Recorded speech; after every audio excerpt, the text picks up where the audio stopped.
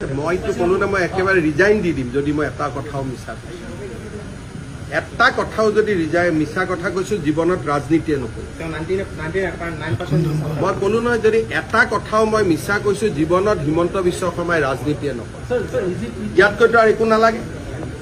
আৰু যদি একদম বেছি কৈ যায় মই এনেকুৱা প্ৰতিজ্ঞা কৰি দিম যে মই ঘৰতে নাযাম যদি মই এটাও কথা মিছা কৈছো জীৱনত মোৰ ঘৰতে মই নুসুমাম তাতকৈ আৰু কিবা ক'ব লাগে মুখ্যমন্ত্ৰী এজনে এনে কেজুৱেল কথা নকয় নহয়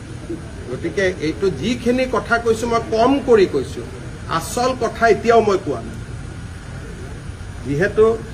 পাতল কথা ক'ব নাপায় সেইকাৰণে মই যিমান কথা ক'ব লাগে তাতকৈ বহুত কম কৈছো 10 ছেপ্টেম্বৰত ইয়াতকৈ বেছি আপোনালোকে শুনা পাব বাংলাদেশত আৰে বাংলাদেশটোতো ভাৰতৰ কালিলৈকে শেখ হাছিনা থাকালৈকে ভাৰতৰে প্ৰদেশ আছিলে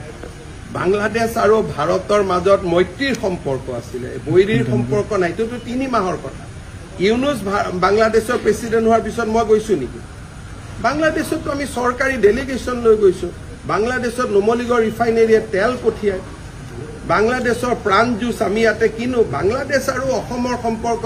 আমাৰ কোকৰাঝাৰ যোগীঘোপাত আমি মাল্টি মডেল লজিষ্টিক পাৰ্কে খুলিছো যাতে বাংলাদেশত বস্তু পঠাব পাৰো এডভান্টেজ আসাম 1ৰ সময়টো গৈছো চৰকাৰে টিকট কাটি পঠাইছে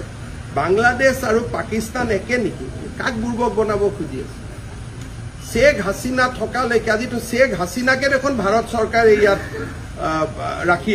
ৰাখি থৈছো আশ্ৰয় দিছে কাক বুৰ্বক বনাব খুজে বাংলাদেশ আৰু পাকিস্তান আজিৰ বাংলাদেশ নহয় শেখ হাছিনা থকাৰ বাংলাদেশ আজি তুলনা হয় নেকি পাকিস্তানৰ লগত এলা কাক বনাব খুজে